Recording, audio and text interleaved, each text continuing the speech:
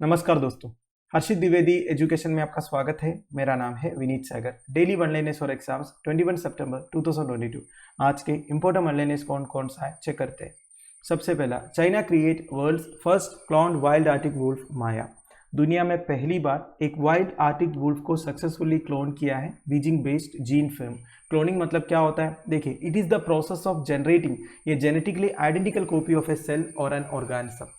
देखिए, एक सेल का या फिर एक ऑर्गेनिज्म का जेनेटिकली आइडेंटिकल कॉपी को जनरेट करने का प्रोसेस है दोस्तों क्लोनिंग। तो बेसिकली जो आर्टिक वुल्फ है उसका एक जेनेटिकली आइडेंटिकल कॉपी जनरेट किया है बीजिंग बेस्ड जीन फर्म ने। नाउ बायोमेडिकल रिसर्च में क्लोनिंग को ऐसे भी डिफाइन किया जाता है, duplication of any kind of biological material for scientific study such as a piece of DNA और एन इंडिविजुअल सेल। कोई भी एक बायोलॉजिकल मटेरियल का डुप्लीकेशन जब करते हैं ना साइंटिफिक स्टडी के लिए, उसको भी क्लोनिंग बोलते हैं दोस्तों, जैसे कि डीएनए को या फिर एक इंडिविजुअल सेल को। समझ गए? तो देखिए इधर, ये जो आर्टिक वुल्फ है ये basically high Arctic tundra of Canada queen Elizabeth islands के लिए नेटिव है। ये ग्रे वुल्फ का सब स्पीशीज है। इसको पोलर और व्हाइट वुल्फ भी बोलते हैं। वैसे ये क्लोन्ड आर्टिक वुल्फ को नाम दिया है माया। ये बेसिकली एक माइलस्टोन अचीवमेंट है क्योंकि क्लोनिंग टेक्नोलॉजी से इसी तरह rare and endangered species of animals को सेव किया जा सकता है। अगला है world's first public database on fossil fuels launched. Carbon tracker and global energy monitor ने दुनिया का पहला पब्लिक डेटाबेस लॉन्च किया है on fossil fuel research, production and emissions. तो ये डेटाबेस का नाम है global registry of fossil fuels. इसमें आपको 50,000 oil, gas and coal fields के बारे में डाटा मिलेगा 89 कंट्रीज में से। That means 75% of global production के बारे में डाटा है global registry of fossil fuels में। तो इस रजिस्ट्री के हिसाब से United States of America and Russia के पास enough fossil fuel underground and untapped resources है to exhaust the remaining carbon budget. क्या है दोस्तों इसका मतलब? कार्बन बजट क्या होता है ये सबसे पहले समझना होगा। It refers to the remaining carbon the world can afford to emit before the 1.5 degree Celsius temperature goal of the Paris agreement is missed. Paris climate accord के बारे में आपको पता होगा। मेजर ऑब्जेक्टिव क्या है पेरिस क्लाइमेट अकॉर्ड का? Average rise of temperature जो हो रहा है, ग्लोबल वार्मिंग जो हो रहा है, उसको 2 डिग्री सेल्सियस के अंदर कंटेन करना है, हो सके तो 1.5 डिग्री सेल्सियस तक। तो और कितने कार्बन हम एमिट कर सकते हैं before the goal of Paris agreement is missed, ये है कार्बन बजट। ठीक है, तो उतना कार्बन एमिट करने लायक fossil fuel resources US and Russia के पास है, ये बता रहा है। ठीक है, the US and Russia have enough fossil fuel underground and untapped to exhaust the remaining carbon budget. मतलब United States of America and Russia पूरा दुनिया का रिमेनिंग कार्बन बजट को एक्सॉस्ट कर सकता है, उतना है उनके पास फॉसिल फ्यूल रिसोर्सेस जो है। समझ गए?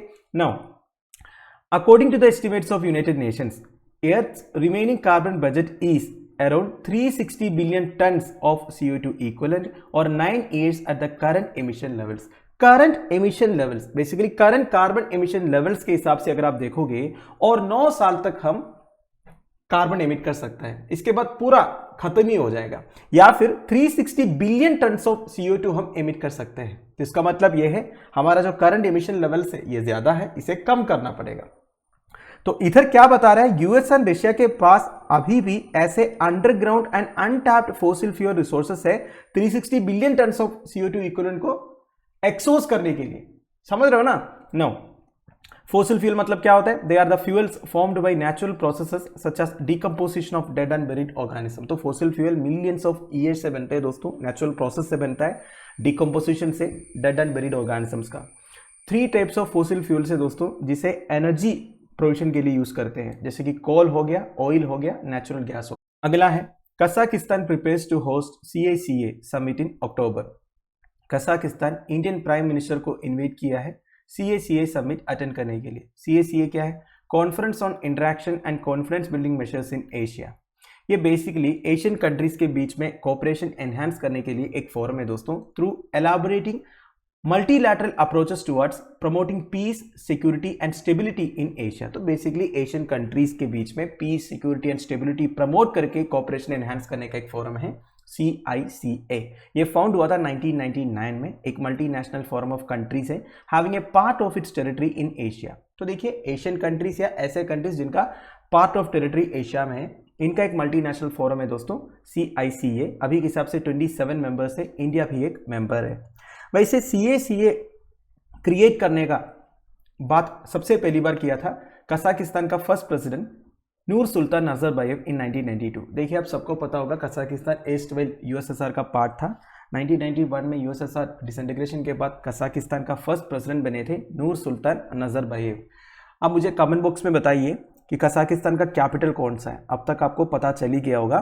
तो इन्होंने 47th session of United Nations general assembly में इस तरह एक ऑर्गेनाइजेशन क्रिएट करने के बारे में बात किए थे और पहला CICA समिट हुआ था जून ऑफ 2002 में। CICA का सेक्रेटरीट है दोस्तों अल्माटी कजाकिस्तान में, जून 2006 से। वैसे इंडिया भी 2 CICA कॉन्फ्रेंस बिल्डिंग मेजर्स को को चेयर कर रहा है।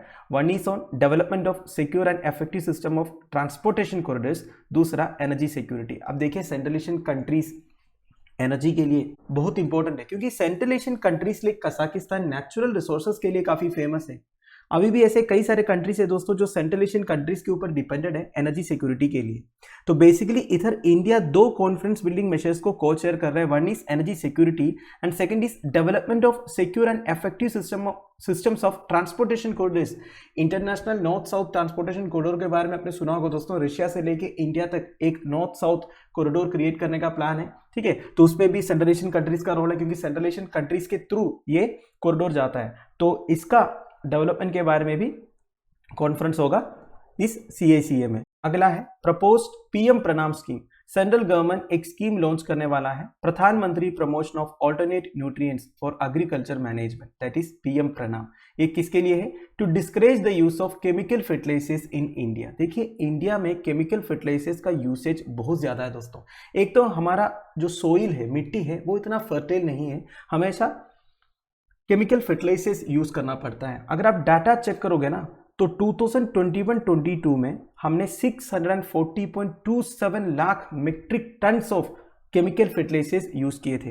अगर आप 2017-18 से कंपेयर करोगे तो 21% का इंक्रीज देखने को मिला। वैसे कौन कौन से केमिकल फर्टिलाइजर्स इंडिया में सबसे ज्यादा यूज होता है?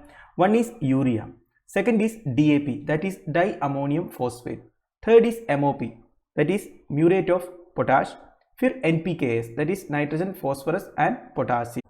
So the PM Pranam scheme seeks to incentivize states that use lesser amounts of chemical fertilizers in a particular year। तो देखिए एक पर्टिकुलर ईयर में जो स्टेट सबसे कम amount of chemical fertilizer use करेंगे उन्हें इंसेंटिवाइज किया जाएगा PM प्रणाम स्कीम के थ्रू सेंट्रल गवर्नमेंट।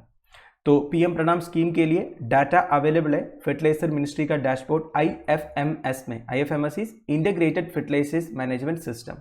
वैसे आपको पता होगा दोस्तों फर्टिलाइजर जो है हम इंपोर्ट करते हैं, तो फर्टिलाइजर का जो प्राइस है वो इंटरनेशनल मार्केट में बहुत ज़्यादा है। ऊपर से रशिया यूक्रेन क्राइसिस के बाद तो और बढ़ गया था। तो गवर्नमेंट ऑफ इंडिया फार्मर्स को कम रेट में फर्टिलाइजर मिलने के लिए सब्सिडी प्रोवाइड करते हैं और इसमें गवर्नमेंट को बहुत बर्डन भी है, तो वो बर्डन भी कम करना चाहता है PM प्रणाम स्कीम से गवर्नमेंट जो है। अगर आप डाटा देखोगे 2020-21 में the expenditure on fertiliser subsidy 1.62 lakh crore था। तो इतने पैसे खर्च करना पड़ा गवर्नमेंट को फर्टिलाइजर कम दाम में फार्मर्स को प्रोवाइड करने के लिए।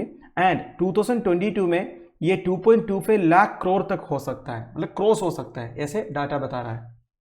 अगला है Kashmiri saffron reaches national and international platforms. जुलाई 2020 को कश्मीरी सैफरन को GA टैग दिया हुआ था। तो इसके बाद कश्मीरी सैफरन का डिमांड बढ़ गया है। नेशनल एंड इंटरनेशनल प्लेटफॉर्म्स में कश्मीरी सैफरन को एक एक्सपोजर मिला है, ये बताया जा रहा है दोस्तों। वैसे कुछ फेमस GA टैग आइटम्स है like Darjeeling T. Darjeeling T को तो सबसे पहली बार GA टैग दिया हुआ था इंडिया में। फिर एलपी ग्रीन कार्डमम, एलपी केरला में एक डिस्ट्रिक्ट है। Black rice from Manipur, Guntur chilli from Andhra Pradesh. तो ये सब फेमस GA टैग्ड प्रोडक्ट्स है दोस्तों। जोग्राफिकल इंडिकेशन मतलब क्या होता है? It is used on products that have a specific geographical origin and possess qualities और reputation that are due to that origin. देखिए कोई भी एक प्रोडक्ट, वो एग्रीकल्चरल प्रोडक्ट हो सकता है या हैंडीक्राफ्ट प्रोडक्ट हो सकता है, वो प्रोडक्ट का अगर कोई स्पेशल क्वालिटीज है, रेप्यूटेशन है, उसका ओरिजिन की वजह से, मतलब एक पर्टिकुलर एरिया से बिलोंग करने की वजह से वो प्रोडक्ट को कुछ स्पेशल क्वालिटीज है, तो उन्हें दिया जाता है दोस्तों जोग्राफिकल इंडिकेशन। और जोग्राफिकल इंडिकेशन टैग एक बार मिलने के बाद 10 साल तक की वैलिडिटी रहता है, इसके बाद रिन्यू भी किया जा सकता है। ठीक है, and the first product to get a GI tag in India was the Darjeeling tea in 2004, ये मैंने आपको बता दिया। Now geographical indication of goods registration protection act 1999, जिसे जीए एक्ट भी बोलते हैं, it is the act for protection of GI in India. वैसे इधर सुई जनरिस एक्ट लिखा है दोस्तों। सुई जनरिस एक लैटिन वर्ड है जिसका मतलब है यूनिक, ठीक है। तो geographical indication of goods registration and protection act 1999 एक यूनिक एक्ट है for the protection of geographical indication in India. समझ गए। Now India world trade organisation का मेंबर है, यह बात आपको पता होगा, इसलिए इंडिया ने इस एक्ट को एनैक्ट किया था to comply with the agreement on trade related aspects of intellectual property rights, that is TRIPS. तो WTO का एक एग्रीमेंट है दोस्तों ट्रिप्स। तो इस ट्रिप्स के हिसाब से हर एक मेंबर कंट्री को कुछ प्रोडक्ट्स को प्रोटेक्ट करने के लिए इस तरह जीए टैगिंग देना पड़ता है। समझ गए। तो ट्रिप्स को कंप्लाई करने के लिए इंडिया ने इस एक्ट को एनैक्ट किया था। तो दोस्तों दैट्स इट। आई होप आपको वीडियो इन्फॉर्मेटिव लगा होगा। लेक्चर की PDF एज यूजुअल आपको मिल जाएगा टेलीग्राम चैनल में, जिसका लिंक नीचे डिस्क्रिप्शन बॉक्स में प्रोवाइडेड है। Thank you for watching. Bye bye. Have a nice day.